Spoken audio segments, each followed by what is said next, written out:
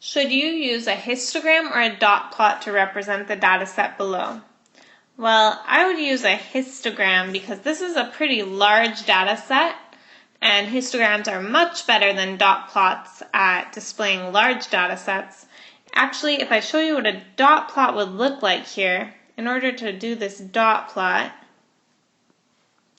I'm going to just start plotting a part of this. Let's say we have 38, 39, 40, 41, 42, 43, because I have to do each of my individual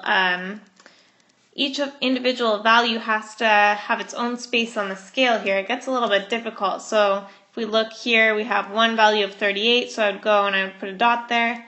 We have a value of 42, I would go and put a dot there. We have a value of 43, go and put a dot there. 44, two of those. 45, I have one.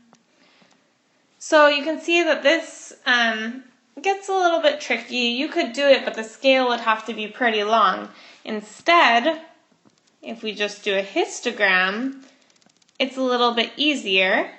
What a histogram would look like is I'm going to take my data and I see I'm going from 38 to 61. So I'm going to break this up into bins.